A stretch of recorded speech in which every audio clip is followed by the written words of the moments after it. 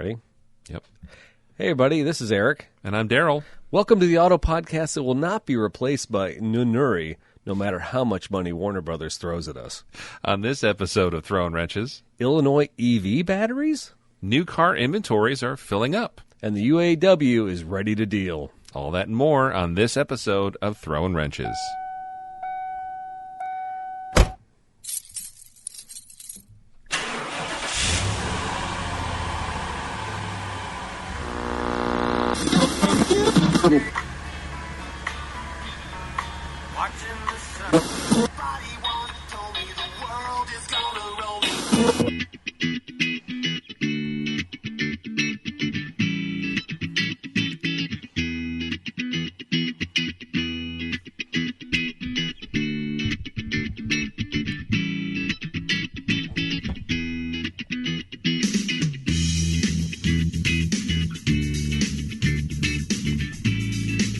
I think I'm going to get on like the masterclass thing and have Steve Martin like do that with a banjo for us. That startup, yeah. Just like an acoustic set? Yeah, I think so. What do you think? I think that was a lovely tribute, by the way. Oh, yes. Wasted Away again in Margaritaville. Yeah. And a little Smash Mouth. Smash Mouth in recognition of those who have in your unfortunately playlist passed. histories. Do you use Spotify or iTunes? What do you use? I don't. I use SoundCloud because I'm weird. Oh, can you listen to like mass market music? Yeah, Okay, see, okay, I don't even know. You know what, Daryl? Stuff. It just got on the weird level with Daryl. Did I? Sorry. This isn't stuff like Bandcamp. But, you know.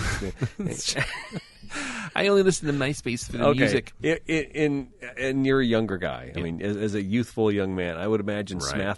Smash Mouth means more to you than Jimmy Buffett. A little bit, yeah. I definitely erred on the side of being a Smash Mouth fan. Okay. Respect to Jimmy Buffett for sure, but I was not a parrot head. Were you more of a parrot head? Oh yeah, because I lived in Florida for a time. There was you have to be. Yeah, I think it was part of the law. Once you came across, you got a Hawaiian shirt and a Jimmy Buffett, the red and white CD. You had BMG and Columbia House. I think that was standard issue too. That was always one of the top. A starter. Yes, the top 12 discs you could get for the penny. And he was what, 76-ish? Skin cancer. Is that what it was? Yes. It seems ironic, seems sucky, but 76. You know what? That guy saw some sun, he saw some fun. So the Smash Mouth story is far sadder. So I think Jimmy lived a far more rewarding life, right? Yeah, Steve Harwell definitely, I think, lived and partied hard. Fast and hard. Yeah. Poor guy. Poor guy. His stuff was super, super fun. I always liked that group. Played a lot of them when I was in college. They radio. have a lot of great songs, and my son will tell you Pacific Coast Party is like the greatest. He thinks that's the greatest song in the world. It's pretty good. It's hilarious. And it was a Pepsi commercial, I think, when he was a kid. Yeah, Waste. Waste was the one off of Astro Lounge I used to play a lot when I was in my college radio days, and I'd have people call me up and be like, what album is this on? I'm like, the same one that all the other stuff is on. Astro Lounge with the pink Cadillac and like neon on it or whatever it was. Yeah, I remember that. That was a good record. And, of course, the Shrek stuff. I mean, probably made them tons of money. Shrek made tons of money. But all right, that's enough for the music review section of the show. Thanks, everybody, for tuning in. Thanks for listening. And to join in, as we always say, we haven't gotten emails lately. info@throwinwrenches.com. it's been a little quiet. Yeah. Or post a review on iTunes to be heard all around the world. Hey, you know what? Thanks for reviewing. I did a quick check today. You know what that revealed, Daryl? What's that? No new reviews. So I had a friend who was a listener of the show, said he was going to leave us a review. But his fingers broke? No, I don't he got know. Stuck in like a honey bear or something? I don't know what platform. I tried looking at your Spotify, and they're like, log in to see reviews. I'm like, why do I? Oh, I could do that? So maybe. That might be in Spotify. We might have one in the hopper. All right. But I know the Apple podcast reviews. The Apple. It's kind of like the TikTok. It's been a little stagnant, a little stale. Which it's Apple. It's Apple season. It's pumpkin spice season. Leave us a review. Let us know. Actually, if you had to pick one, Eric? If you were going to drive to an apple orchard, Yes. what type of apple would you try to look for? Are you a Honeycrisp fan? Oh, A Granny Smith Well, fan? I used to be a Fuji guy, but Honeycrisp has kind of stolen my heart lately. I'll give you that. That's pretty good stuff. Yeah. I always remember as a I kid. can't believe I even know that. I mean, I just know Red Delicious sucks at this point in my life. Red Delicious is the worst. Because the peel is so damn thick, and then when you get through it, sometimes it's brown because these apples look so fake. Yeah. Anyway, no, they're gross. Always go with the Honeycrisp. Well, see, there's a rating on Spotify, but there's nothing as far as reviews because Spotify kind of sucks as far as that goes. Oh, so you mean it's not a great app? Shh. There might Hush. there might be some opportunities to improve. Hush now. All right. Anyway, so there's that. There's the review thing. Hey, if you don't know my co-host Daryl Scott, well, as his wife is gone, his lonely nights have been dedicated to a new lady, skulking around at all hours of the night, leaving work early, even for this girl. Unfortunately, his wife Sarah, she stares out the window and she watches him leave, tear dripping down her face. She knows it's not her. You could say he has a little crush. Does she have a name? That's Daryl Scott. Yeah, thank you. It was getting real serious there. It was. I don't know. Does she have a name? No. The new car? Yeah. No, the Fury? No. That's been because we knew it wasn't a woman. It was definitely a car. It was definitely another car. No, haven't bestowed a name upon her yet, but we shall christen her one of these days.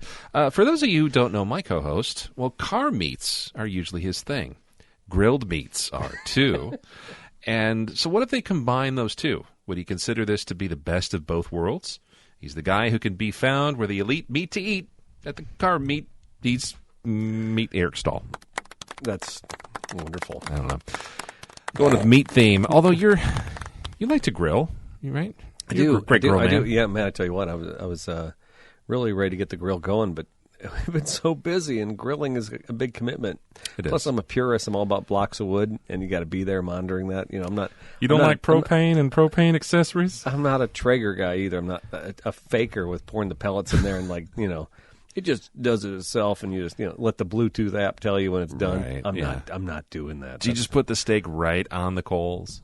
No. I've seen that though. I bet Rothgar does that, but no, I don't do that. Like those caveman steaks, or dude. Yeah, you get those tomahawks and throw them. Oh. There is something about dusting off the soot off of your $60 cut of meat that just kind of intimidates Costs me. go to $30, but yeah, I'll give you that. Okay. So anyway, all right. Sponsors. We have a sponsor. We have a great sponsor. We have Fort's Toyota Pekin. You know what? Fort's Toyota Pekin has been around for 70 years. 1953 is when they started in downtown Pekin, Illinois. Ralph Fort started off that Plymouth dealership that's migrated and turned into one of the best Toyota stores in downstate Illinois. You can go to Toyota-Pekin.com. You can check out their inventory online. You can see all the new cars that are coming in. We got 20 cars in the last week. It is crazy. Boom. What kind? Literally everything. I mean, we got Venzas, Camrys. We got a Crown. A brand new Crown. A brand new Crown. It's beautiful. It's black. Nice. Black on black on black. And the triple black threat. I think we got about every model. It was great. We are still waiting on a GR Corolla, I believe. But other than that, we've pretty much seen everything. So great stuff. And I say we because I work there in the service department. So if you need anything as far as service goes, make sure you ask for Eric Stahl in service, and we'll do everything we can to take care of you. Doesn't matter where you're from. Anywhere in Central Illinois, we'll get that service done on your Toyota car or truck. Toyota-Pekin.com. They got a nice website, too. Check them out. They do. I'd like to say a quick thank you to our Patreon supporters as well. If you are a Patreon supporter, well, you know the quality content you get. We get the pre-show to you before these episodes air to the general public, if you will. Extra crickets. Yeah, there's some additional bonus footage before the show that you definitely won't want to miss. If you're interested in becoming a Patreon, you can click on the link on our website there, throwinwrenches.com, and learn what that's all about. We also send some swag. Yeah, I'm a little overdue. We got some new subscribers, so be checking your mailbox, kiddies. And by the way, if you're listening to the show and you don't know how to use a Patreon app and I sent you a message and you didn't check it, you're not getting any swag in the mail. So can we please check our email or just send us a message at info@throwinwrenches. Say, hey, guys, I'm a Patreon subscriber. I haven't gotten anything. Because you didn't check the app, okay? You didn't write a review and you're the Patreon. I'm sorry. They never call. Am I getting bitter? They never know how we're doing. I wish they'd call. No, that's fine. Well, everybody's busy, but definitely hit us up. We want to get you some stuff, especially if you're a Patreon or Premium, iTunes Premium fan. iTunes Premium folks, make sure you let us know you're subscribed because it's kind of anonymous, so you're not involved with the total swag bag, but we'd still love to send you a sticker if you haven't done a review. So sure. Check it out. All right, so thanks for listening. Thanks for sharing. Thanks for commenting and everything. I would say thanks for viewing, but if you haven't done that. So a little feedback from the last episode, and really the most potent, the most visceral, and I wasn't mean-spirited, but it was definitely spirited, was from your wife. Yeah. She did. She's great. Yeah, she didn't like the microphones going like this the whole time we were talking. We're like, ha ha ha ha, and then we were just like all over the place, right? So, It wasn't. Was it that bad? I don't think it was. She's She hard to has please. I don't know how you lassoed that lady down, but she's hard to please. She was. It was a simpler time. I think she was in her formative years. Was a little less critical, as were we all. I find that hard to believe. She seems like she's been critical since. I think I ruined her though. Did you? Yeah, she used to be really nice, Oh. and I think I ruined her by just being a total jerk all the or time. maybe just being excellent on the radio as you were back in your formative years in the radio. right, Right. Yeah, right. She heard excellence and she expects that all the time. Sure. So the last episode 80, we tried a little something different, right? So the whole deal was we were running low on time, and I have a remote setup with some lavalier mics. Yeah. It's a nice setup. It's a Zoom PodTrack player, but we haven't really played with those mics. I haven't played with the tone of the recording on that machine. But when you commit to a microphone on your chest, there's no backing up. There's no laughing, by turning your head or anything like that. It's on you all the time. All the time. I think it just takes a little bit of a learning curve. If we did it all the time, it'd be great. But I even think with guests, it'd be horrible, wouldn't it? I don't know. It's what they use on like news interviews and stuff. But there's probably somebody like sliding these things around. So when somebody's breathing over there, going, yeah, it's turn, heavy breathing. turn down the feed, right? Yeah, that happens. Yeah, you have an engineer usually. Although this day and age, I don't know. I was walking down the sidewalk and some guy from News 25 was shooting B-roll across the street from where I work downtown. And he's like, "Hey, we're interviewing people, blah blah blah blah blah. We're asking the people on the street." And I'm like, "I got to go get a Man sandwich." on the street, yeah. I'm out.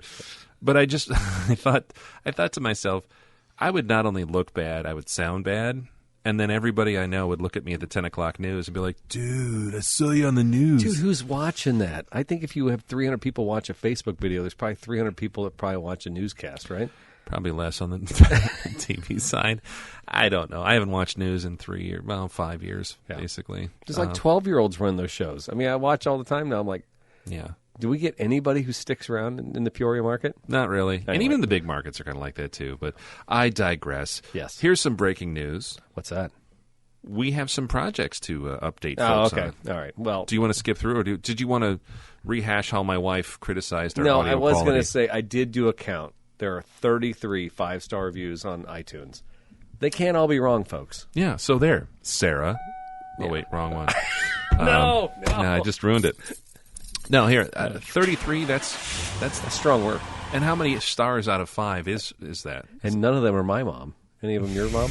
No, my mom doesn't download podcasts. No, but I think 5 out of 5, that's a perfect score. Yeah. So, I can't beat that. Sarah, you're wrong, and I'll talk to you about it later. People like us, doggone it. We're Stuart Smalley. Yeah, we do okay. I don't have to drive the fastest Celica to be liked. So you have not one Celica, not 2 Celicas. You actually legally have 3, Technically, the state of Illinois knows of 2 Celicas. Oh, they okay. own. There's a third one that's still in a bit of a transition phase. Is it a quagmire? Yeah, I've reached out to the people who own that one, and Got to get some paperwork. yeah, we'll see what happens. But That's the gal was super receptive when I talked to her a couple weeks ago, and then I texted her the other day, said any progress with the Secretary of State, and no response. So honestly, if she said, you know what, I'm going to fix that car up myself, I'd be like, that's fine. Pay the $75 tow bill. It's yours. I don't even care. Yeah. Yeah. And if she goes, I want $5,000 for it, I'd be like, pay the $75 tow bill. It's yours. Otherwise, I'm calling Tazewell Tow and getting out of here. So It's going to disappear. I don't have to have that car. Okay. All right, so we'll touch base on this in a moment. anyway. But the Celicas that do run and drive, Yeah. So you know what's funny? I think maybe the last show I misspoke when I spoke. Did we talk about that car at all? The black Celica getting out of the garage. you talked a little bit about it getting ready for this, just to get out and drive it a little bit. So it was interesting because I was going back. I was trying to do a reel or a TikTok, about the car. So what I wanted to do is I wanted to find the picture of where it was at the auction, and I couldn't find it because I was digging around March or April, thinking I just gotten there. I actually got the car in February of 2022. there was snow on the back of it. I've got pictures of it. Do you want them? Do you want them? But I don't think it was snow when I went up there that day. Was. Wasn't that cold? No, I'm sure that. All right, yeah, I'll find that's your fine. photographic Sure, just evidence. wasn't scratch That's fine. paint. But anyway, that car's been sitting since February of last year, and My wife, for folks who are just joining us, what kind of car? Yeah. So anyway, here's the whole sultry deal on that. There's an estate sale. It's a couple of estate ladies who like sell stuff. They go into people's houses who've recently passed, and they like hawk everything. And Daryl and Gabe are addicted to their sales. I don't know about that. And so all I hear from Gabe is, "Hey, there's a Celica up here, and you might be interested in it." I'm like, and he said, "I don't want it. It's not good enough for me, but you might be interested," or something like that. I'm like, okay. So I look at it. I'm like, no, it's I don't even like black cars, but it only had 56,000 miles. It's a 1996 Celica GT convertible, tan top, 25th anniversary edition with the leather interior. It's unfortunately an automatic. Unfortunately, it's steel wheels, but 56,000 miles, folks. 56,000 miles. And it was dealer service to check the VIN number. Everything was done at Peoria Toyota. It just been sitting in this garage, man. Kind of like that Cadillac you got. Yeah. Full service history, right? Yeah, except 40 years newer. And so I went up and I looked at it, and Angela gave me the green light. That never happens. She just said, "You know what it's worth." And there was like a bid sheet, and they had like $5,000 on it, and there was like all these old guys. I think these old guys just wanted, as I talked to them, and I'm finding out, I work over at Uftrings. I used to be a buyer for beers. These guys, just a bunch of old car hawks, were trying to steal one. And the one guy's, "I'm just going to drive around for the summer and then flip it." That's what they do. God bless them, man. That's the way to retire, right? Just to be an old car dog, just to go to estate sales, pay $5,000 for a car you're going to drive all year, and then just flip it at the end of the year after you've driven the crap out of it. If you like selling and dealing with people buying stuff and lowballing, sure. That's what those guys do, man. I can't. Anyway. Yuck. Anyways. So I get the car. Didn't need a car. And then my daughter got sick, so I kept it in the garage at Fort's for literally 18 months. It hasn't moved. Yeah. And like a month ago, Angela said to me, she goes, "We could do something with that car, or are you going to sell it?" I'm like, "Well, it's still a nice car, I think." And I got it out, dusted it off, took it next door, got the oil change, got a battery, and I'm like, "This is a nice car." And then I found out the roof actually worked. I'm like, power top? Yeah, power top, which they said didn't work when I bought it, which I knew I could fix it regardless. But got some TRD wheels for it. So Angela drove it for like a couple days. I mean, literally, she's had it in her possession to drive to work like 2 or 3 days. Mm-hmm. And then Aiden goes off to college and then comes back. And I told him, I said, if you want to take the green Celica, because I have 2 Celica convertibles, I said, if you want to take the one that you and your sister beat to crap through high school back to college for a couple weeks back at Kenosha, that's fine. Take the green one. It's got rock chips. The top's not perfect and all that stuff. And that weekend, we were coming back from that Living Color concert. No, we were coming back from the concert at my brother's show at another place in Bloomington. The battery light comes on. "Hey, Dad, what's his battery light?" I'm like, "That's fun." He's serious. So I said, "Turn off the lights, or turn off the fog lights, turn off the radio." And when we did that, the headlights came up higher. I'm like, "We got a bad alternator." Did you make it home? Yeah, we made it home. I just said the lights were strong. We were okay. We're in Bloomington. It's 20 miles. The battery's pretty fresh, so I wasn't too worried about that. Sure. But it was kind of a lesson for him, too. Hey, this is what you need to know. And the car kind of acted a little squirrely as we were going higher speeds, because then he's like, "I'm going to do 70 miles an hour home." And I'm like, well, weak battery doing 70. You're drawing a lot on an old distributor car, right? Right. So we got home, no problem. And so on Saturday for Labor Day, was Labor Day? Yeah, that was the last big holiday. Parts was closed, service was closed. So I'm like, all right, I'll call Napa, I'll call O'Reilly, I'll call Advanced, I'll call AutoZone. Nobody has a friggin' alternator for this car. I can't believe that. I'm shocked by that, too. Now, apparently there's some different amperages. There's like a 70, 80, and a 90 amp alternator for this thing, but none of them are available for the car. Some were convertible, and actually... Was the automatic and stick shift had different ratings or something? Yeah, that I don't understand either. But regardless, the only alternators I could find were in Chicago. Okay. But as I'm studying the situation, and my son's like, thinking he's not going to take the car to college, I'm like, hey, I got a donor car sitting right here in my driveway, right? So him and I, as a little project, we swapped alternators that day, and it worked out okay. I did the classic, I don't need to disconnect the battery, and he knocked the alternator wire against the exhaust manifold and blew out the 100 amp. Shorted it out. Yeah, he did. So, and that's not fun on that car. You actually have to unbolt the 100 amp fuse out from underneath the panel, so that kind of sucks. But other than that, went okay. He drove the car up, no incident. So my car is still laid up in the shop, There was still some springs need to be ordered and need to be put on it, and so some other work. Yeah, but I feel bad because Angela, I'm like, here it is, nice weather. Yeah, and it's just one of those things where you're like, there hasn't been a lot of joy, and I knew she enjoyed that car for that couple days she drove it. Yeah. And now she's held up; she can't drive the car, so I've got to. We're going on a little trip this weekend, and then hopefully next week I can get that car done because I got to get her back on the road and sure, enjoy the car. It's going to be October before you know it, right? Yeah, and you can still take some pretty little fall drives and things like that here and there. Yes. But Oh, dude, it's so great. But as it sits in the shop right now, there's like a plate size oil. The front seals, the timing cover. If you're dealing with any 4-cylinder Toyota from the 90s, the crank seal, cam seals, oil pump, everything leaking. Water pump probably should be replaced. It's just endemic of those engines. Those timing belt motors all leaked like that. So, when we look back, we're like, oh, timing belts are so great. Timing covers with timing chains, really, as much as they are a lot less maintenance over a lifetime of an old car, right? Less headache. Yeah. What's in this one? Are they 2.4s? 2.2 liter, I believe it is, yeah. Okay. Good engine, solid. And this one doesn't blow smoke. The green one blows smoke every time you start it. Probably 'cause, like I said, my kids drove it like animals. But it's also got 180,000 miles, so the new one, like I said, 56, pretty nice. So.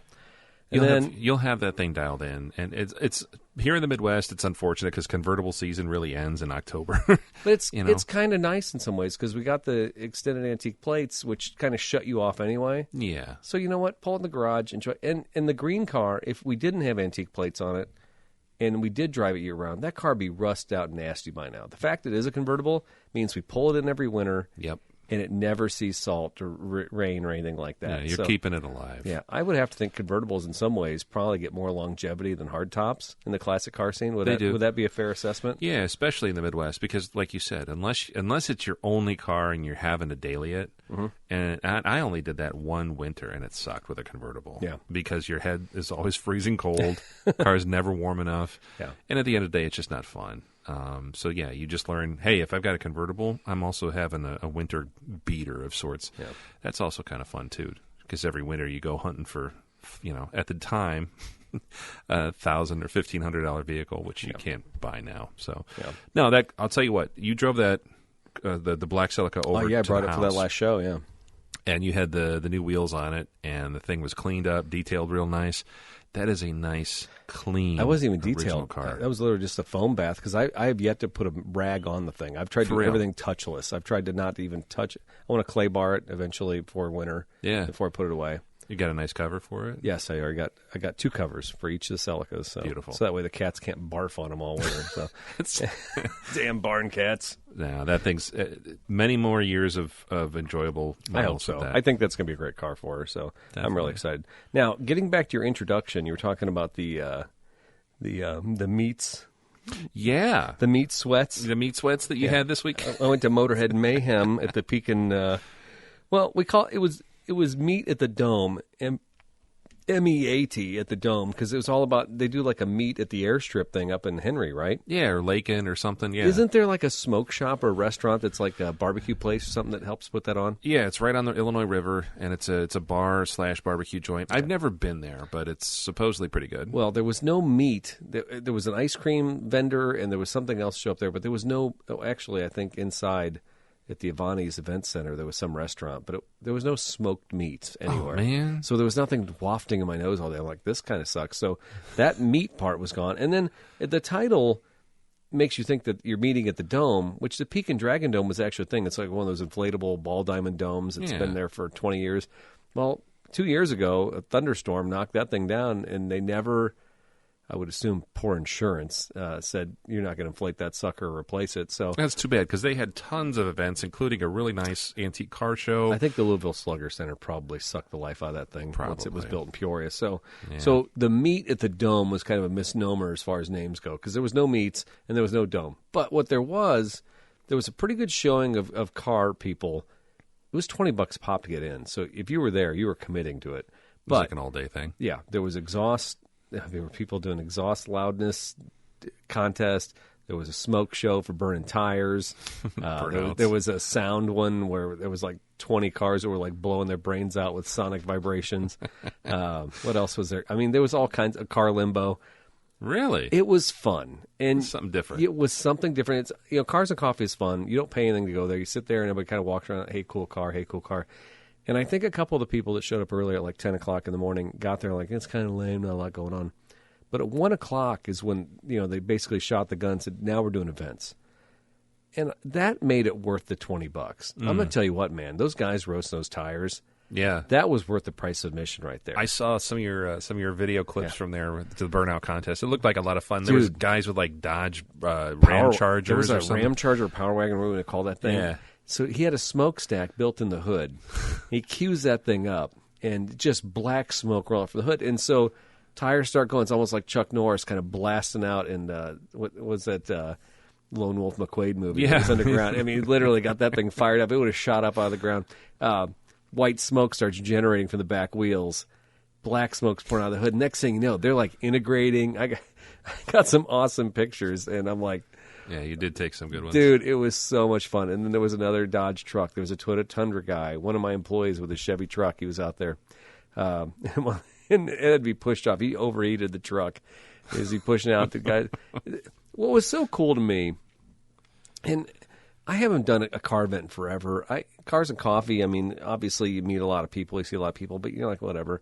But this event in Pekin had a bunch, what I would call the Pekin yahoos, or the car scene. The car scene in Pekin is a little bit different, I think, than the clientele, or the types of cars. Yeah, because I think what people get off on down there, as far as Dodge trucks, Cummins diesels, diesels and stuff. Yeah, just rolling coal while they're burning their tires. There's just like a whole different crowd, and then a Ford Ranger.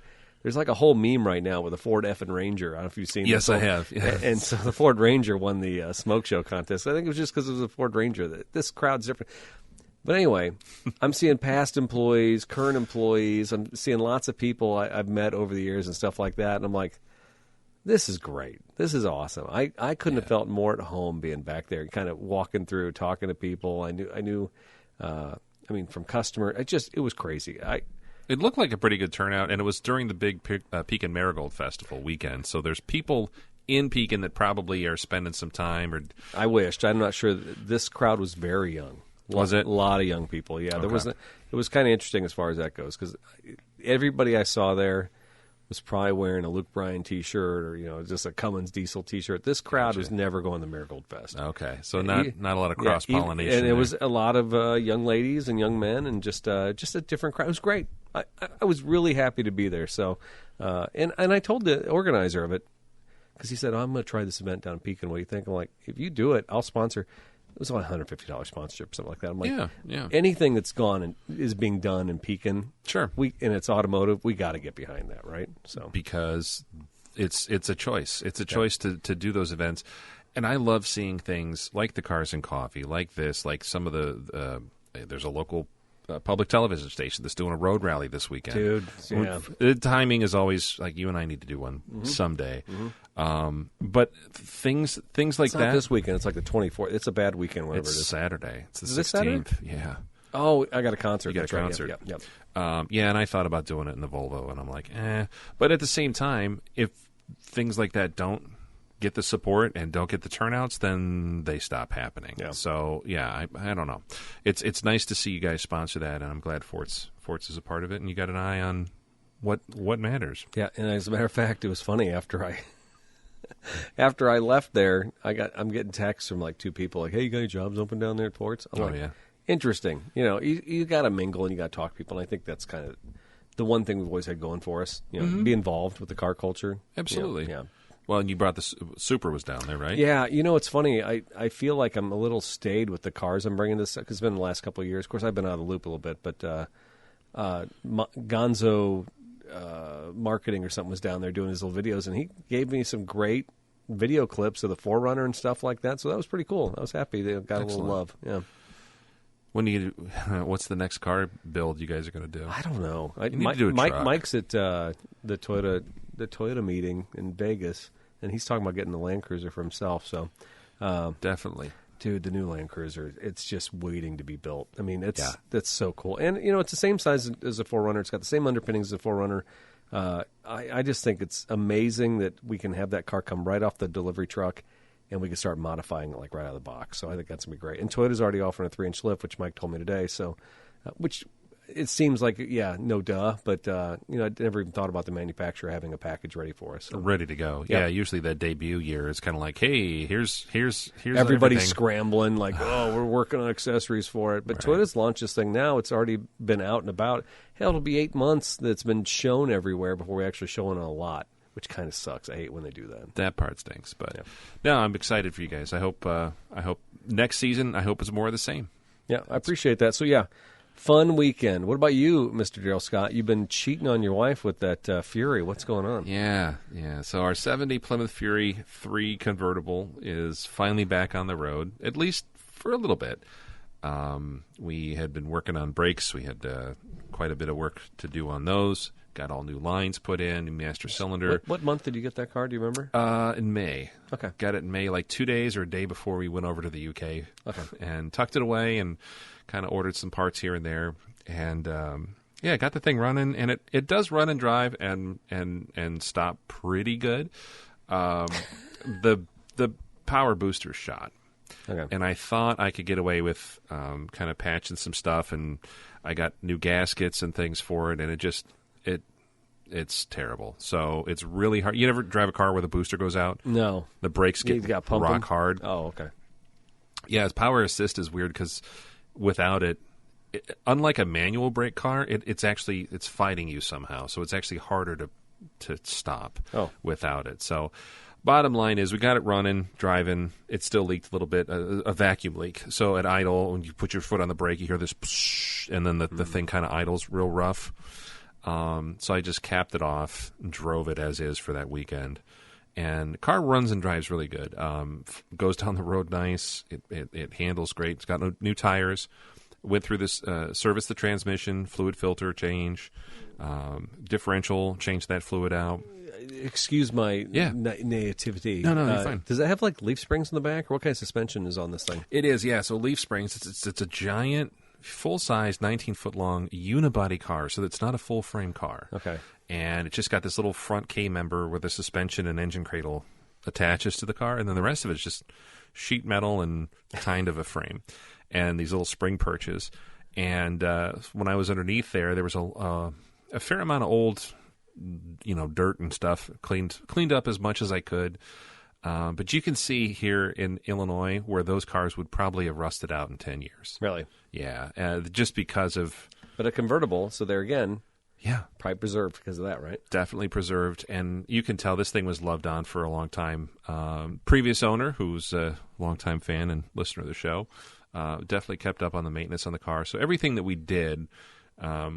you could tell the car was looked after. It was just after sitting like any old car, after a while, it's always the brakes that usually start to go. So we got the thing up and running. We made it Friday night to its first cruise night, which was literally just like around the corner, right? Like a block or two from our house. Pretty ambitious drive. Yeah, it was nice because I'm like, hey, I wouldn't take it on a cross-country trip, but hey, this is downtown. Peoria Heights had a 125th anniversary celebration. The Chamber of Commerce put on this big carnival, and they had games, Ferris wheels. We met our niece and nephew and Sarah's sister and her husband there, and it was great. My car club showed up, and I parked. We rolled into the parking lot, and it was kind of dusk. It was like 5:30-ish or whatever, and... One of the guys in our club has a 74 Caprice Classic convertible. Yeah. And I parked right next to him. Some epic pictures, those two side by side. Yeah. It was a really neat kind of side by side. And of course he was checking it out. He's a Chevy guy. So he's like, what's this? What is it? Tell me about it. And this car kind of comes out of the blue for people who know you, right? They're like, yeah. I mean, you have a stable of cars that generally show up at most of the shows. Yeah. So for you to show up in this car, people are like, what? What's this car, right? Yeah, there were people that didn't recognize it. They're like, what's this? Whose is this? And I'm like, it's ours. But I'll tell you what. There's Daryl's taking all the good cars for himself. Exactly. Where'd this come from? The fun part, and cars, trucks, whatever it is that motorcycles, when you have something new that I say new, but a new project that you've worked on for a while, and you make that debut, you're kind of showing it off for the first time. It's the same feeling when you go and you buy a new car at the dealer and you drive home. You're like, I can't wait to show somebody. The Celica is the same thing. When I rolled that to your house that day, I'm like, oh, yeah. I mean, at least you appreciate it. Other people would be like, who's that guy driving that little black convertible? What's that? Right. Yeah. They just don't get it. Yeah. I get it. No, but you know what I mean, though. Yeah. You get that first, you're like, Yes. I can't wait to show this off to somebody and see the look on their face. Well, and so part of me was like, that's got to be such a grind because there were a couple spots where the car kind of held you up, title work for one, but then the brake lines were like jacked. Yeah, and actually they still are jacked because I had to reuse one of the original lines, which is fine. They weren't rusty or anything. They actually came off fine. The ones in the back of the car, I felt better replacing. And the main front to rear line tube, that's all new. But inline tube, if anybody goes to inline tube and checks them out, they sell those pre-bent kits, and it's nice. But they sent me the wrong kit, and then when I messaged them, their response was, well, send us back the stuff, and we'll... And I'm like, it's already on the car. Yeah. It's the last line, the front line that you sent is for a power disc car. This is a power drum car, which is what I ordered. Yeah.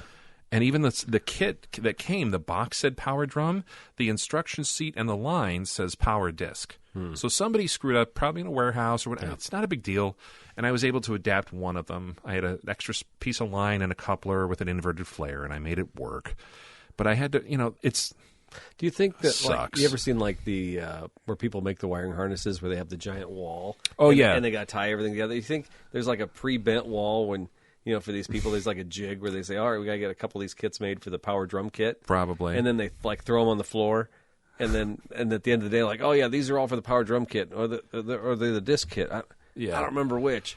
Because they aren't made to order. They're probably just in a warehouse, right? They're probably all in a warehouse or some computer, has had the lines already, the measurements and everything. I'd be interested to see. That would be a manufacturing process. I'd like to see if it's just totally manual or if it spits out like a tube bender. Yeah. The reason that I didn't make my own was because there's so many on that car, in particular, the C-body Mopars from the 68, 70, whatever. There's so many almost like 90-degree bends. And they're perfectly done, probably on a mandrel or something, so they don't kink. And I've made enough brake lines over the years. I know what I can do and I can't. And I'm like, a 90-degree bend? No way. Yeah. And they have, of course, you have those springs around them to kind of like stiffen them or whatever. And so I don't know. Long story short, I got it together. We took it to another show on Sunday in Metamora, across the river. Oh, a bigger drive. A longer drive because I'm across the bridge. Feeling pretty good. Mind you, I don't have a temperature gauge. I don't have the fuel gauge. That doesn't work. The dash lights don't work. What else? The radio works, clear as a bell. Nice. Has it got the single speaker in the back? Just the single in the dash up front. Oh, okay. It doesn't even. It's so weird. It's a convertible with air conditioning and like a lot of really nice options. Yeah. And then like this 2-watt single speaker AM radio. I'm like, you're driving a convertible. You don't need a radio. No, I was trying to figure out. There is a notch in the back for like a speaker where it would have gone. Yeah. And there's a panel. I'm trying to figure out how to sneak a Bluetooth in there. I'd say detachable Bluetooth. Yeah. That was probably an option. Maybe. I'll figure. 71? 70. Yeah, they look very similar. They're pretty much the same car. So, I don't know. We had a blast, though. We had a little trouble going up Germantown Hill because it's a huge, long grade. Yeah. And I think either the timing's off or I probably need to go through the carb. So as we're going up the hill, and we're doing like 50, 55. And we're, digging the ride and it's kind of pinging a little. You remember the old cars where they kind of knock? Yeah. If your timing's off or you're running cheap gas in it. And it's kind of like, and I kind of give it a little gas gently because I don't want to, I don't want to push it. And all of a sudden it goes, and it starts knocking a little bit more, and then I back out of it, and then it goes, pop, pop. It starts like backfiring a little bit, and I love my wife, but it's one of those moments where she like looks over. You've probably had these too, where your significant other is like, I can't believe this is how we're gonna die. Yeah, we're gonna die on the side of the road because you play with old cars. Long story short, we made it. I said a lot of nice things to her, the car, not my wife. Yeah. And unnamed. Got to the show, got a couple people to stop by. We talked with them, and on the way back, I said to Sarah, we're on 116, and we're stopping at Germantown. With these kind of mushy brakes still, and and the thing's kind of chugging along. And she's like, "Are we gonna make it?" I said, "Yeah, I think so." She said, "What do you mean you think?" Power of prayer. So we got home, and I'll tell you what, we made it. It got out. It got back on the road. Yeah. I got a couple nice pictures. You can check it out at Throwin Wrenches on Instagram. It's a beautiful car. I probably have, I'd say, another month's worth of weekend work to dial it in, and then she's good to go. Yeah. I absolutely love it, and I can't thank Mike enough for the opportunity to have that car. It's a real treat, and the biggest kick I get out of stuff, you know me, my stuff's not show quality. You know, I got one nice shiny car of the bunch. This is definitely a fun driver, and I like bringing something back and kind of putting some life back into it. Yeah. That's where I get the kick out of. So it's just like your Celica. It's like we bring something from here to that next level and then enjoy it. Yeah. I mean, that's the thing. You're not like making a museum piece out of it. You're driving it. Yeah. That's the best thing. Because I was saying something the other day.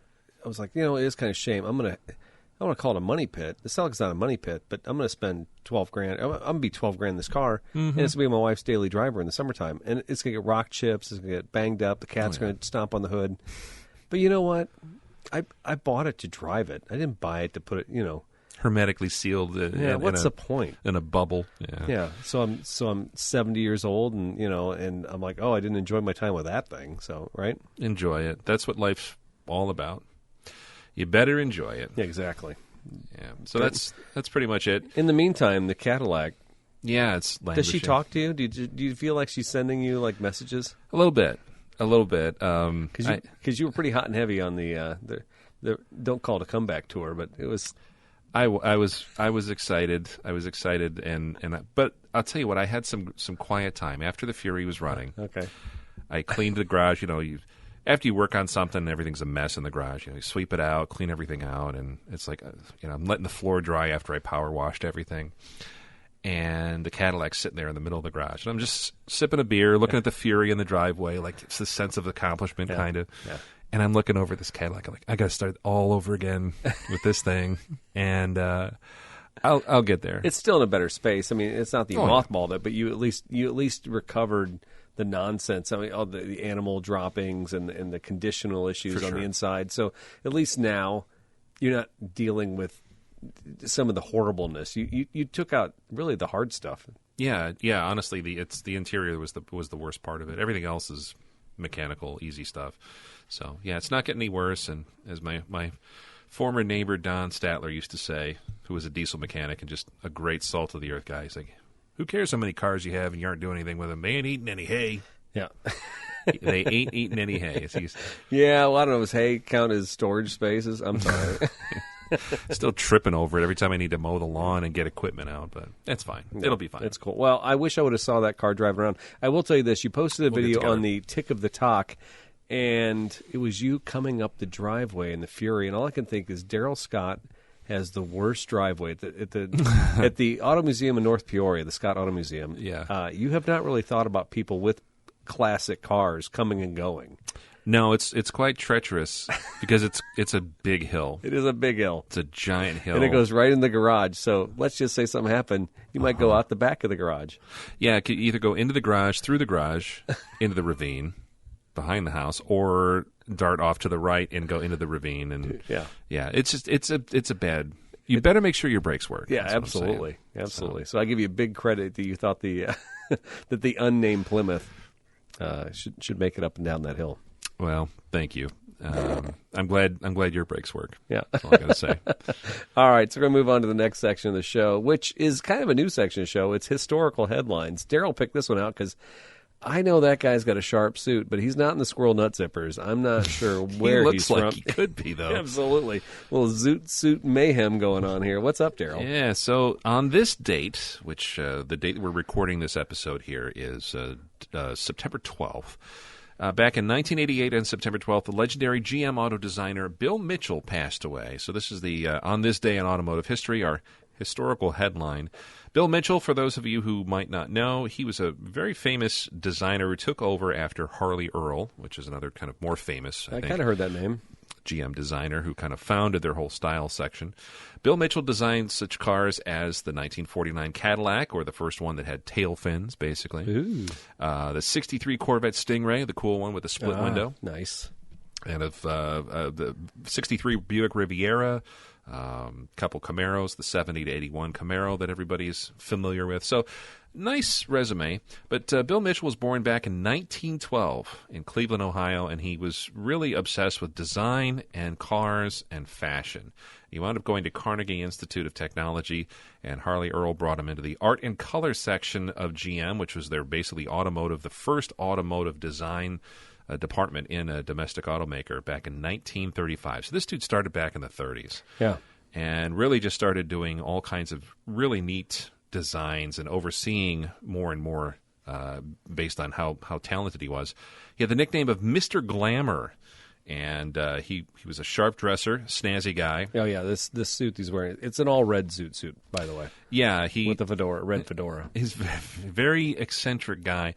There's also some I don't want to say urban legends because some of this is documented. He liked women. He liked women a lot. Mm-hmm. He liked multiple women at the same time. Is he Mormon? No, I don't think so. Okay. I don't think so. But there's a couple stories of him getting into trouble involving women at hotels, famous hotels like the Waldorf Astoria. Nice. And also trying to steal like horse carriages from the, in downtown New York, the horse things, right? Getting inebriated and stealing some of those. So if you want to Google Bill Mitchell horse trailers or Bill Mitchell, Waldorf Astoria, check those out. Those are great stories. We won't go into them here because this is a family-friendly show. Okay, sounds good. This is neat because, okay, so this guy passed in 1988. I mean, I graduated high school in 89, so this guy passed. And it probably was big news back in the time, but I love knowing, I mean, this guy was probably building cars back when everything was on a drafting table. Yeah. They probably weren't even like putting cars in clay and stuff like they were, Right. When I was a kid in the 90s and all that stuff, that was high design, right? Build a whole thing out of clay and just start like drawing. CAD. CAD cam or maybe. whatever. I don't even know we had that back then. But this guy was really making it when you had to commit to steel when you were designing the car, right? Yeah. How cool. Or you just had sketches upon sketches. You had to be an artist. You had to know how to draw, and that's the other part. I mean, you look at early design, whether it's cars or planes or industrial stuff, and then you look at like early Disney animators. It's the same thing. Somebody who's super creative, talented, has a vision, and that's all they do is draw that out all day long and then see where they can apply that. And yeah, Bill Mitchell, Harley Earl, Raymond Loewy, some of these other pioneers of design, Elwood Engel, Virgil Exner. There's tons of those types of folks in that era that were just incredible talents, and not a computer in sight. No, exactly. He had under his tutelage, there was a group, actually Harley Earl, his predecessor. GM had one of the first automotive design groups that was solely made up of women. And it wasn't like a novelty. It was because they said, hey, women influence so much of the buying decisions in households, or women are consumers more and more as women were working. How things haven't changed. Yeah, but it was like other car companies kind of like made fun of them, and I think the newspapers even called them like GM's damsels of design. Yeah. So there was this whole thing of like kind of making fun of them, but at the same time, women were responsible for designing automotive interiors and colors and picking, like basically saying, you guys know how to build the cars. Yeah. Let's make them look pretty. And so Bill Mitchell was, he kind of took offense to some of that because he thought he knew best. Yeah, sure. He was a ladies' man. Mr. Glamour. And he wound up actually kind of breaking up that group after Harley Earl resigned. Oh, seriously? Or retired, unfortunately. But over time, I think other auto companies, especially Ford employed a lot of women in their design groups and things like that, where they kind of got back to where GM was in the mid-'50s, which was kind of a progressive thought, like, hey, why is it just a bunch of old dudes designing cars? And Chrysler, too. Chrysler, for the longest time. Why is it a bunch of old dudes doing everything, right? Doing everything. Chrysler didn't have a design group for many, many years because they said, well, we have engineers. They design the cars. And that's when the K car came up? Well, no, it was later. But the reason that a lot of the early 50s, late 40s, early 50s Chrysler cars have such oddball roof lines is because the head guy there, KT Keller, liked to wear giant hats. He was a tall guy. And he said, every car I'm in that's a Chrysler, I want to be able to wear my hat inside it. And as soon as, after a while, they started looking goofy, and they're like, yeah, okay, I think it's time for you to retire. Wow. And they kind of showed him the door, and they brought in Virgil Exner to come in and redesign everything. And that's where you started seeing things get real low roof lines and real low to the ground. And so, okay, sounds like a little bit of a Lyndon Johnson character. A little bit. All right. Little bit. But Bill Mitchell, crazy guy. Cowboy. Definitely worth noting in this date in automotive history. Awesome. Thanks for sharing that, Daryl. I did look for other articles, but I found nothing this good. So I did try and do a race daily kill, and I think maybe we'll bring that one back here in the next episode. That might be fun. Yeah. All right. So you ready for the news, Daryl? Yeah, Ready? I think Whoa, what'd you do? I don't know. I hit the wrong menu. You did. This is what I do. It's my new thing now, is to punch. Well, it's not now. I always hit the wrong button. Yeah. You gave somehow ran the show when I was gone. It's time for. Why is that playing? I don't know. Maybe I deleted stuff. Oh, I hope not. The news. All right. We'll have to edit that thing down. Yeah. Painful. Make it nice and succinct. Thank How about you. some world news here for you? Yeah. I don't know if you know this, well, this is kind of United States news. We funneled it into the world news section because it was a little thin this week. After a long, slow climb back, the new car inventory levels in the United States have topped 2 million last month for the first time since April of 2021, as the industry continues to move away from production disruptions, according to estimates by Cox Automotive and the Automotive News and Research Data Center. That's an Automotive News. We are seeing it. There are cars. Like I said earlier in the show, we had 20 cars show up at the dealership this last week, and a mix of everything. It wasn't sometimes you just get like one thing. Yeah, you get like one Tundra or something. Yeah, here's 4 RAV4s and 2 Venzas, so you can kind of tell which factory's kind of pumping stuff out. But it's spreading all around, so it's starting to happen. And when you drive by lots now, are you seeing inventory? Yeah, for sure. A couple weekends ago, I was up in the suburbs at my brother's working on his truck, and a lot of the big dealerships up there, their lots were kind of back to quote unquote normal. Yeah. I don't know if it was all new or it was kind of a mix of used or auction stuff, whatnot. But definitely notice a difference in there's less blacktop on the drive. Oh yeah. Actually, I said something to the sales manager this week. I said, we got a bunch of cars kind of curling around now on the side. Maybe we should start spreading them to the other lot. So we're getting to that point finally, and this has been years in coming, right? Slow. All right, here's another U.S. story here. U.S. EV share being driven by Tesla price cuts. That's according to registration data. This is from Automotive News in a recent report. U.S. market share for electric vehicles rose to 7.2% in the January to July period. That number seems nuts. 7.2%. That's according to new vehicle registration data from Experian, with Tesla spurring the demand and escalating price cuts throughout the year. The new U.S. EV registrations rose to 655,986 in that 7-month period, for a 67% rise over the year earlier period when the EV share was just 4.9%. So total new light vehicle registrations for the 7 months were about 9.1 million. So honestly, a 7.2% increase in EV, and combined with some of the, I guess, news out of Washington, or kind of the rhetoric out of Washington, where there is definitely a push to, push for an EV future. Totally. This is like a gerrymandering of the industry, but at the same time, I know my neighbor. He just bought a Tesla because they dropped the price. He said Tesla dropped the price like $15,000 or $10,000 or something like that. He's like, I'm going to buy one. I'm like, really? So my aunt and uncle bought one this year. Yeah. Same thing. It was the Model 3, kind of the small one. I think that's what he bought too. Yeah.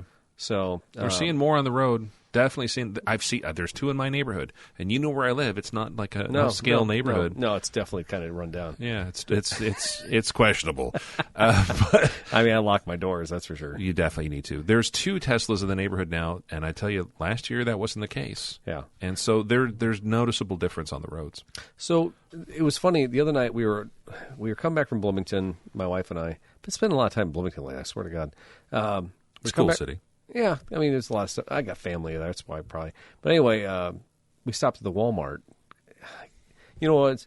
Buying stuff for Aiden, go back to college, and just like, let's stop at the Walmart, because I hate Walmart. I got my own person. That could be a whole nother show, maybe another pre-show. Grinding of the reasons gears. why Eric hates Walmart. But anyway, we go into Walmart, and at the Walmart on the west side of Bloomington, there's a I don't want to call it a gas station. It's like a fuel charge-up station for electric cars. And it's been there. It's one of the early ones. It's been there probably for 2 or 3 years. Is it a Tesla one or no? It's just a generic one. Okay. It's like 3 Connexes with some like electric pumps out. I call pumps, but connectings or whatever you want to call it. Yeah, you just put your card in. And charging stations. And there was like, I've seen it at times when there's nobody there, and I've also seen it at times when there's like 6 or 7 cars there, and people like standing in line, like looking at the guy charging in front of them, which I think when you're on a Class 3 charger, I think even at best case scenario, if you charge for 20 minutes, as I've heard from like Steve Brown talking about the guys crossing the country and all that, you can get like 20% charge in half an hour or something like that, right? Yeah. And so I've seen people like literally look like they're frustrated, like standing in line waiting. And tapping their toes. And I'm like laughing, ha, look at me. I just filled up with gas. It's super fast, blah, blah. Yeah. Well, the other night we pulled in there, and the weather was decent. It's fall here in central Illinois. And there's like 3 guys standing around. One's a Mustang. One was definitely a Tesla. And I don't know if the other one was a Leaf or what the hell it was, a Bolt or something like that. And they're all like standing there talking to each other because now there's like this whole thing where you're committed to sitting there for half an hour to an hour, right? Yeah, it's a change. And it's not like this Walmart parking lot on the west side of Bloomington. There's no Starbucks there. It was like on a Sunday night. We were coming back home. I guess you could go hang out in Walmart. How much fun is that? Go walk around. Yeah, but then you're gonna be doing that thing where you leave the car at the pump. Yeah, and then you go in the store, and then somebody's behind you like this jerk won't leave. Yeah, it's so weird. Well, I imagine like we have the charge point access point now at the dealership on our new charge stations Toyota provided. I would imagine the app tells you the progress that your car is doing on the charge. Yeah. But it's a totally different social environment, I think, with charging an electric car. It's totally weird. When we were in the UK driving the Tesla, this whole summer was a mind shift for me because I didn't mind it. But it definitely was noticeable when you went to some places, you're like, hey, let's go in and get a coffee, go get a magazine, get a breakfast sandwich, walk around, use the restroom, whatever. That was fine. 15, 20 minutes, not a problem. Get back in, boop, boop, boop, hit the highway.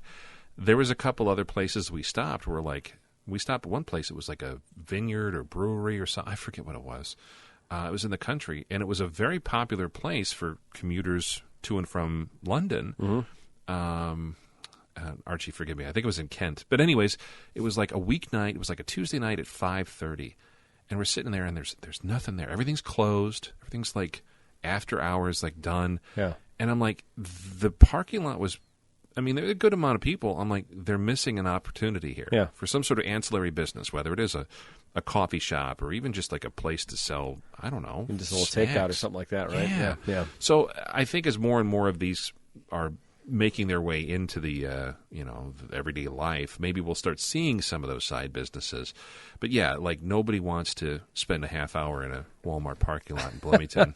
That's what I thought. I don't see that happening. And you can only sit in your car and play on your phone so much, right?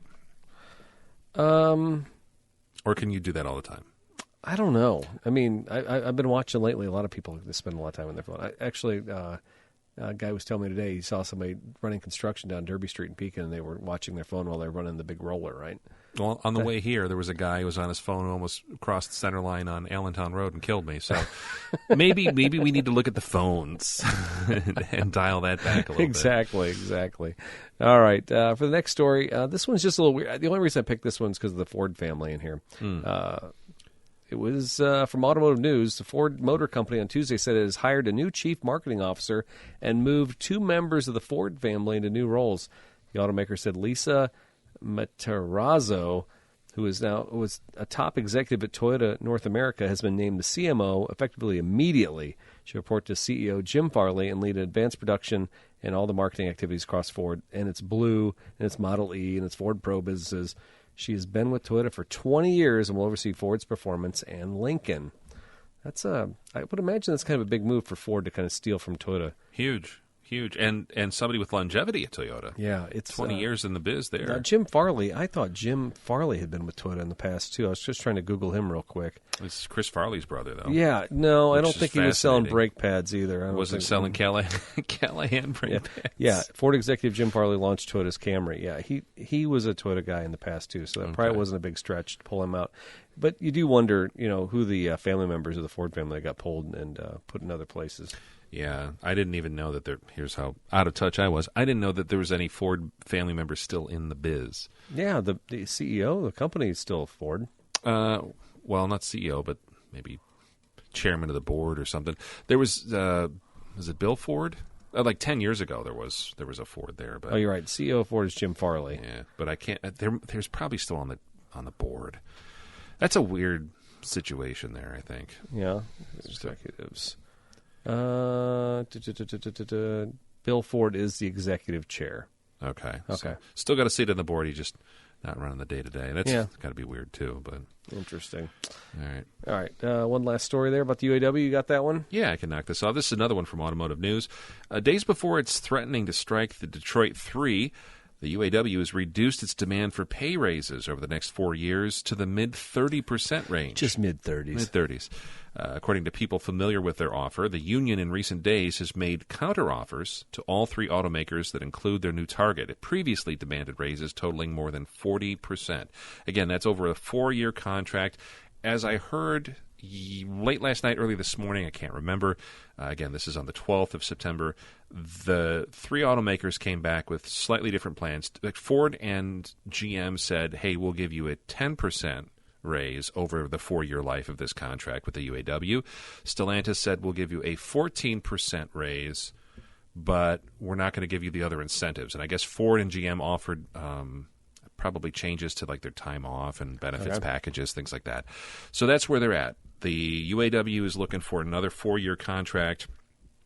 They're looking for mid-30% bumps in pay raises, and the Big Three says 10 to 14. Take that. And so we'll see where that shakes out. I have not been paying this much attention to the labor relations. Well, I think the big thing is what I'm hearing is that if they do strike, I mean, this could be really, really detrimental to General Motors and some other the big Detroit players. So imagine you've been struggling the last 3 years to get cars, and all of a sudden they're striking at the factories in Detroit. Right. And also, does this at that point, if we're paying 40%, it's not going to happen. 40% is not going to happen. I mean, inflation's run amok, but that number is crazy. But if you try and raise American wages that much, and we got the North American Trade Pact there, I'm going to guess a lot of jobs will be moving to Mexico. Well, and they have factories there. They've got. I follow on one of the accounts I follow on Facebook is a UAW, not UAW. I guess it would be. It's the UAW group in Canada that works for a Stellantis plant that makes like the minivans and stuff, and it's very contentious up there. But I honestly, if you did something along the lines of a, let's say 15% wage increase over a 4-year life of a contract. And again, the head of the UAW in this news clip that I saw this morning was basically saying, like, this doesn't even keep up with inflation. Yeah.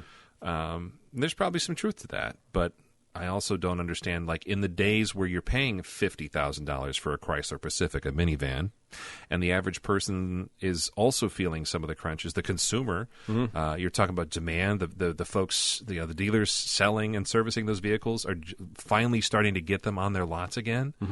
Where does it end? And, how can everybody benefit from this? That's, I don't know, just as supply chain and things are starting to kind of seem like they're leveling out. Yeah. There's the labor question. So it's above my pay grade. I don't understand it, but a 40% ask, that just seems like a lot over a 4-year period. It does. I mean, I can tell you what I've seen, all the, I won't say the minimum wage, but the moderate hourly guys and stuff at my shop. I mean, they all 15%, 20%. I mean, I saw numbers like that over the last 2 years. Yeah. But 40%, I mean, come on, it's nearly. It's a lot. It's nearly time and a half, and that wasn't going to happen. Yeah. Well, closer to home, what do we got here? This was the big news. I mean, honestly, if I was going to say, hey, we're going to build a whole show on one news story, this was the big one. This is a local story. China's Goshen, I guess it's not related to Carlos Ghosn. It's Goshen is set to pay is set up a $2 billion lithium battery plant in Illinois. And I got really excited when I first heard the story headline because I thought, you know what? We got Rivian and Bloomington. They're and I think there was like a whole technology package or a sector that Pritzker and those guys are trying to set up in downstate Illinois. But maybe it was all of Illinois. Maybe I got a little too excited. Anyway, this is from Reuters. It's from September 8th. China's Goshen High-Tech Company Limited. There is a symbol. I don't even know if you could find this thing. Anyway, they're going to set up a $2 billion electric vehicle plant, EV lithium battery manufacturing plant in Manteno, Illinois. They'll create about 2,600 new jobs, the state's office said on Friday. Global EV battery makers and automakers have long been eyeing North America market for setting up new manufacturing plants as they look to diversify supply chains and attract incentives under the Inflation Reduction Act. Oh, boy, there's stories there.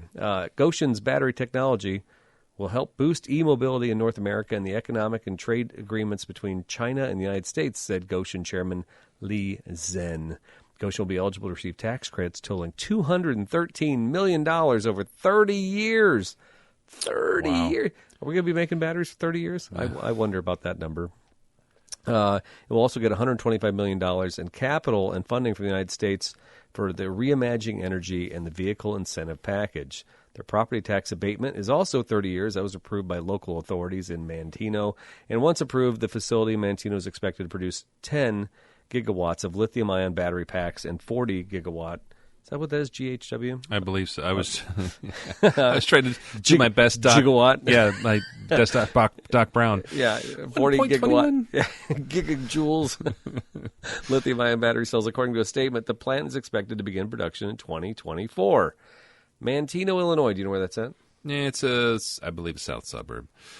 It's just actually outside Bourbonnais, Kate. But I guess okay. But if you're from Chicago, you might call it a south suburb because it's probably literally it is probably an hour from White Sox Stadium. Probably. And that whole area has gotten built up. Oh, yeah, sure. As a kid, I remember Kankakee was like, farms and... Yeah, once they called it Bourbonnais, I'm like, whoa, Bourbonnais, that sounds so exotic. Where is it? Sounds French. It is. You're right. It's off 57 there, so just north of... so that's nowhere close to us here in the Peoria area, unfortunately. Or fortunately. But I really do think, 2,600 jobs...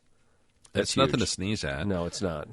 The phrase e-mobility, is that new? Is that a new buzzword? Toyota's been using the word mobility for a while. Right. And I remember when, did they have the Olympics in like Japan or something like that, or China? Yeah, China. It was in China. Mobility was like a whole thing. Everything is like running on EVs, and the whole culture in downtowns is mobility and stuff like e-bikes that. And all that. Yeah. So I think that's all part of the package. I'm excited at the fact that there is going to be jobs put here in Illinois. I think we desperately need them, especially when we talk about some of the other manufacturing industry and that Chrysler plant up in Belvedere that's been idled, and there's a lot that we've still lost over the years. So the fact that there is something here that's going to be investing, that's fantastic. I wish it was homegrown, but that's just me and my hang-up, I guess. And I also do, to your point, I do wonder what the longevity is. You give someone a 30-year tax break, okay, fine. Mm-hmm.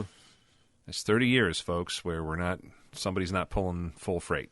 And there's other businesses that have been here longer than 30 years that they aren't getting those nice incentives. No. And they're still expected to survive. Yeah, so. 30 years is, that's the kind of realm number that nobody who's in office or existence can even look back and even remember how we even got this contract. How we got to now. Those people have been dead for 20 years, right? Exactly. So, and realistically, are EV batteries and the battery technology even going to be relevant in 30 years?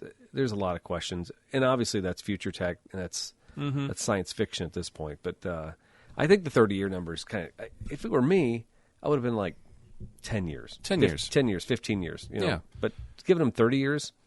30 just seems like forever, especially for tech. Yeah. Right, especially for tech, with how quickly things have evolved. Imagine if it were like a carburetor shop. We got these fancy new carburetors, and you'd be like, 30 years from now, I'd be like, right. What are they again? Exactly. They're going to make vacuum tubes for your televisions and your radios. We're going to give them a 30-year tax break to make vacuum tubes. Yeah, exactly. This is a transistor, sir. I knew the difference. We're closed. Yeah. Anyway, speaking of science fiction. Oh, yeah, we got some for you. This is kind of like a weird science fiction story. You ready for this? Is it about that time? Yes. It's been a while. It's time for your moment of Musk. Okay, well, we're not talking about cars or spaceships or anything like that, but did you know that Elon and Grimes have a third child, Daryl? What? And his name is unusual as you'd expect. Oh, boy. Shocker. This is from CNN. Elon Musk has confirmed that he and former partner Grimes, I didn't know it was his former partner. This is shocking news. They have a third child together, and its name is just as unusual as its siblings. The child is called Tau Techno Mechanicus. The technology billionaire wrote on a post on X, formerly Twitter, on Sunday. Musk, who owns a social network, was responding to a post from an entertainment news account, Popbase, which named his and Grimes' 3 children as XAE, A-XI, Exa, Dark, Sidral, Musk, and Techna Mechanicus. I just murdered that, but you know what? He murdered those children's names by naming them that. That's our man. That's our man going to Mars. Yeah, thank you. You can. I have no response. Yeah. Anyway, lead us out, Gabe. I thought he said that was your moment of Musk. No, that's another one. There's an outro because we never know how long it goes, so I keep it on a loop. Oh, okay. All right. Well, long story. We need to read it. I mean, Tau Techno Mechanicus. My son plays 40K, and I think Mechanicus is like a thing in that. He listens to some of their literature books, and I had to suffer through one of those when we were... What is that, a game? Yeah, it's a game. Yeah. Mechanicus sounds like Marcus Aurelius. It does. Techno Mechanicus. Warhammer? Tau. And Tau's a Warhammer word, too. Tau Mechanicus. I mean... They use Latin. It's like some dystopian future of people murdering each other all the time. But so he's a gamer. Maybe Elon likes to play. Maybe oldie video gamesies. That's I will say Techno Mechanicus. That sounds like a cool nickname.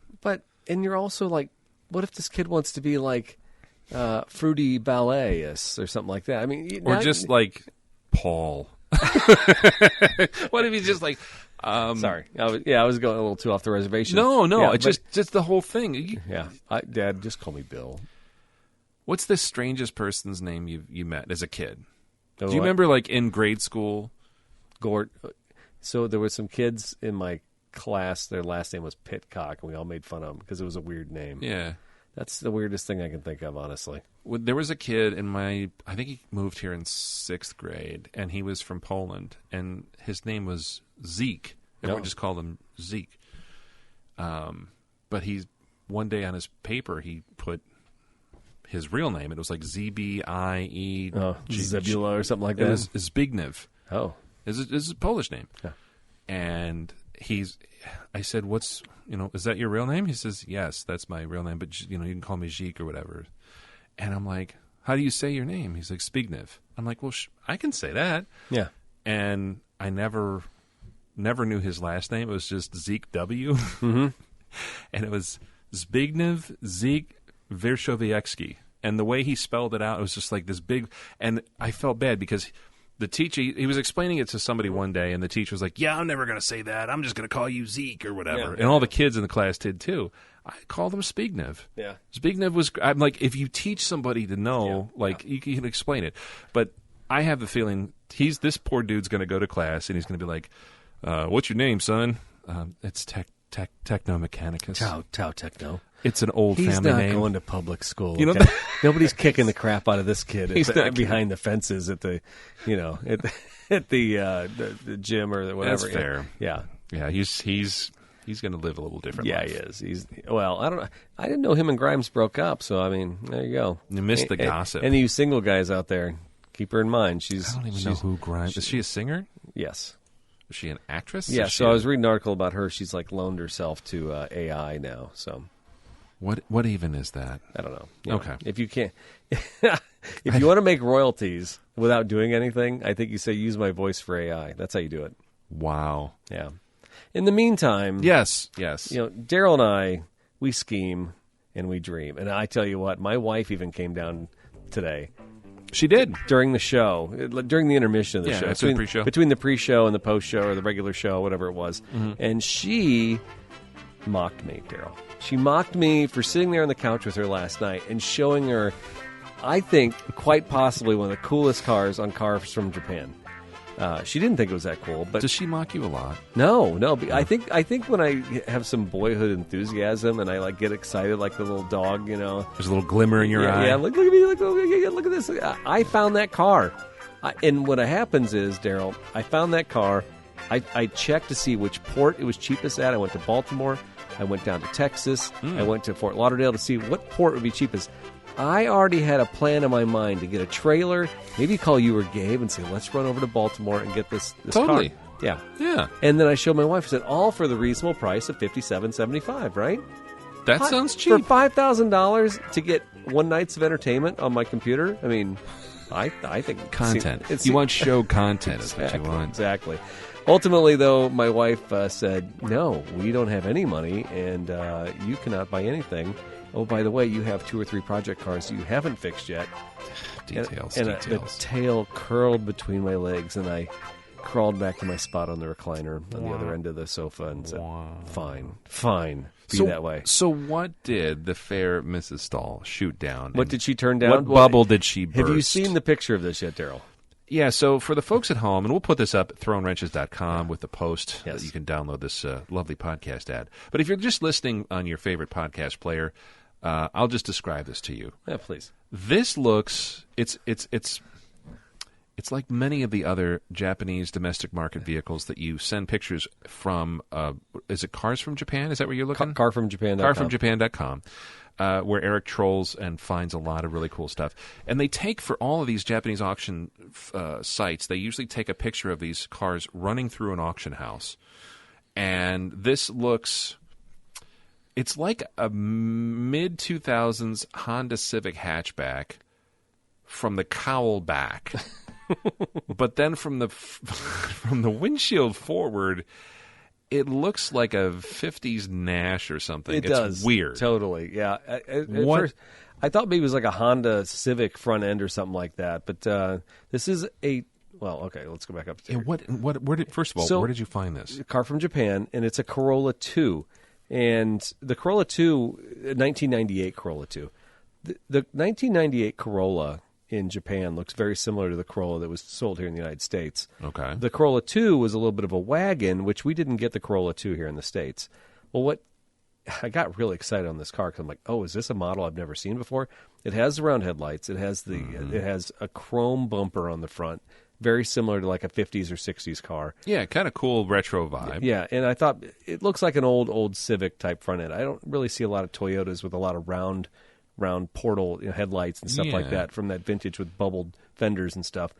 But when you look inside the car, you can tell obviously that it is a Corolla from the 90s. The shifter, the dash, all that stuff. So then it starts getting a little weird. The paint's peeling on it, so you're like, maybe a cheap paint job at some point in its life. Yeah.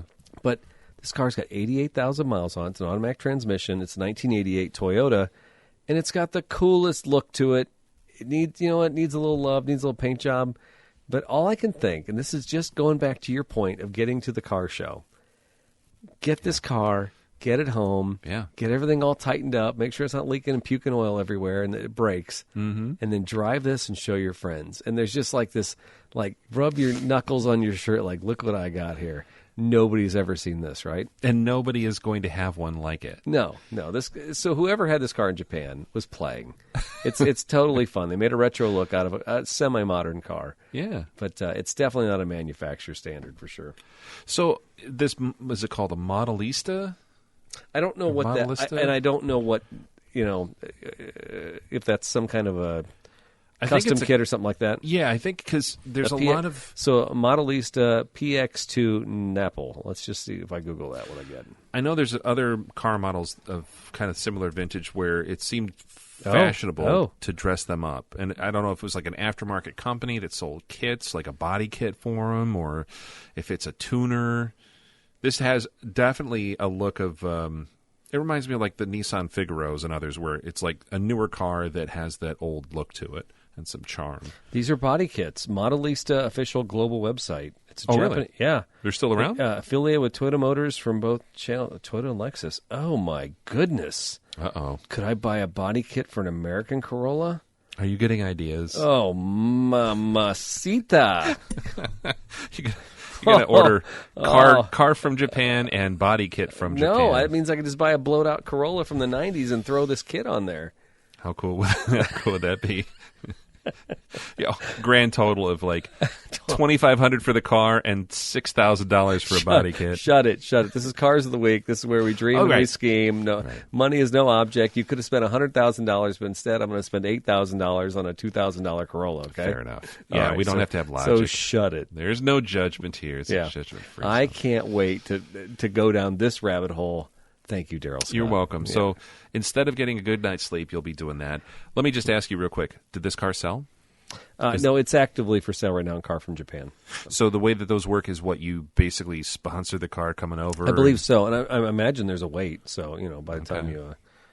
Oh, there's a whole product lamp on this website of all modern Toyotas, too. Corolla Cross has got face... Oh, man. Oh, my goodness. Okay. So maybe this is going to happen, maybe. No, it's not. But hey, you know what? It's Cars of the Week. Anything could happen, Daryl. Okay. All right. Yeah. Solid pick. I've never heard of this. I'm actually going to Google this stuff later. Yeah. Because it's kind of cute. Yeah. So cool. Great job. What do you got, bud? Well, I kept it real, and I did a... You say mine's not real? No, it's real. Well, is it real? Does it exist? Is this a fever dream? Nobody really knows. Because I'm living in convertible land, I decided to... This is just what you need in your stable. Yeah, I need another big, large American V8-powered convertible. Locally, there's a dealership here. Gary Uftring runs a series of dealers. Nice guy. And he has a classic car dealership over in East Peoria, which is kind of a nice little place that he buys and sells and trades a lot of classics over the years. He tends to gravitate towards Fords, and as such, this one is available for purchase right now at Gary Uftring Classic Cars. You can check that out online. It is a red 1965 Ford Galaxy 500 convertible. Red with a white top. It's got a little 289 V8 under the hood and a 4-speed stick shift. So, nice car, 20,530 actual miles. It's got a little bit of some historical info with it, so I'm not really sure, but it's kind of got a neat history. It's from Charlotte, Virginia, purchased new by a young guy who got back from Vietnam, purchased in Appomattox, Virginia. And Appomattox? The sad part is the guy who purchased it passed away. The family then stored it in their barn for about 26 years until it was finally purchased by the second owner. And actually, I take that back. It's not a 289. It's a 390. I didn't read that correctly. It's a 390, so even bigger. 390 V8, 4-barrel, 4-speed. Nice car, really kind of decked out in a, I'll say, questionable way, though. It's got wire wheels and these gross aftermarket fender skirts on it. So those would come off. Yeah. I'd probably put some different rims and tires. So that chrome wheel cover in the back, is that? No, it's aftermarket. For some reason, fender skirts were a thing. Okay, so if you have a wheel well, we can cover it. That kind of looks cool. Okay. Yeah, and I think it's kind of like Continental kits and things. Okay. For a while, I think they were popular. This car, I don't think needs it, especially with a 4-speed and a big block, an FE motor or the 390.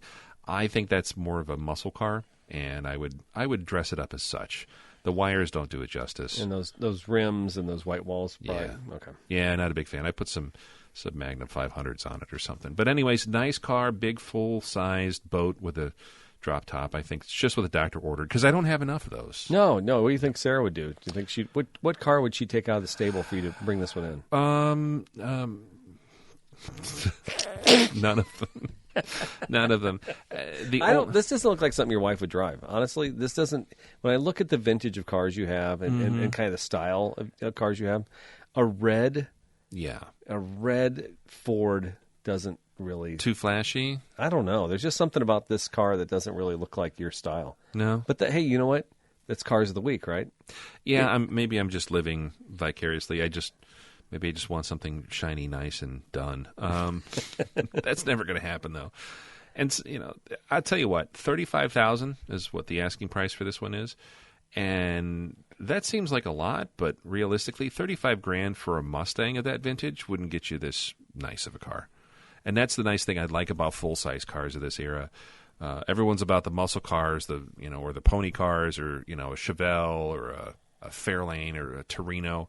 Those are cool, but you can have just as much fun in a full-size car that you can actually like fit in, have like 4 adults ride in, go to dinner, chill out, go to a cruise in. It's actually fun.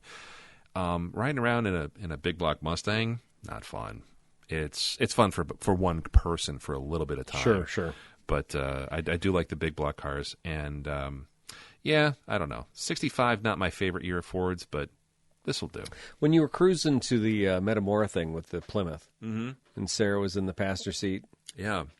I mean, it's like a country mile between you, right? Yeah, huge. Is there just some? I mean, and this has got to be kind of a similar type effect. You drive this car. Yeah. Is there just something about having the top down and that much space, just cruising down the road? Yeah, I told her. She's like, "Wow." She looked over. She goes, "Wow, your head's actually underneath the windshield." She's like, because the Solera had kind of, my forehead's kind of above it. Yeah. And I said, it's nice to have something I fit in. And my first car was a '78 Buick LeSabre, a big full size car, big bench seat. And that car reminds me of that. And it's a big, comfy. It's like a pair of sweatpants. And even she, like, originally when we got the car, she's like, I don't know. It's huge. It's kind of a weird color combo. She's like, I don't know if I really like this thing. Blah blah blah. And we were driving it, and on the way back from Metamora, we were coming up Grandview Drive. Took Grandview home. She's like, you know what? I'm starting to like this thing. And it's just, sometimes that's all it takes, right? It's just it's new. And sure, more cars, more projects, more money, more space. Yeah. But every once in a while, it's nice to have something different that you normally wouldn't. You didn't think you'd go and buy or you'd have. Yeah. It's nice to have something where you just experience it. There's nothing like driving a big old boat like that. I felt like Brad Pitt in Once Upon a Time. Oh. No. Is he a bad guy in that? Yeah. Yeah, he is. Did they kill him? I think they did kill him. Yeah. No, Once Upon a Time in Hollywood, where he's just driving around in yeah. that 64 Caddy or whatever, and just like wearing a Hawaiian shirt and being cool. I'm not saying I am Brad Pitt. I'm saying I felt like him. There you go. Yeah. Just a little bit facsimile. Yes. I'm like Chad Pitt. Yeah, his second cousin twice removed. I tell you what, my son would be all over that car. When you got that Plymouth, I was like, man, I really, and I really wanted Aiden to see it this summer. I was like, that'd be totally cool, So, we'll get it sorted, and you guys can chill around, take it out for a spin, and well, no, don't do that. Go get some cheeseburgers. But definitely put him in the back seat. Check that thing out. He's the type of kid. He would have the Hawaiian shirt until. I mean, you guys could film like a trailer for. Tarantino 48 Hours 3 or something, right? Yeah. I think that'd be fun. We'll get some GoPros. We'll make it happen. There you go. All right, you have made it through a cricket-free episode of Throwin Wrenches podcast. I thought maybe you were going soundboard on me. No, I was trying. Crickets? You got crickets? No, I don't have cicadas. No. Okay, there you go. No, well, that was congratulations to you, dear listener. Thank you very much. Hey, and thanks to all you Patreon folks and you iTunes Premium folks and our sponsor, Forts Toyota. You guys keep the wheels greased and keep us rolling along, so we appreciate that. More shows coming along. Yeah. Happy to actually not have crickets this episode. I really like the idea of doing the outside show. We'll try it again. We will. We'll try it again with some different mics, and I'll try not to cough into them or whatever I was doing that my wife. Your wife has so much influence on what we do on the show. Are you saying my wife is an influencer? Yes, that's what I'm saying. Yikes. Anyway, but you guys influence us. That's why we keep doing the show. That's right. We appreciate that. So for this episode of Throwin Wrenches, this is Eric. I'm Daryl. We'll see you next time. Oh, my ears hurt. I didn't feel like we were going that long.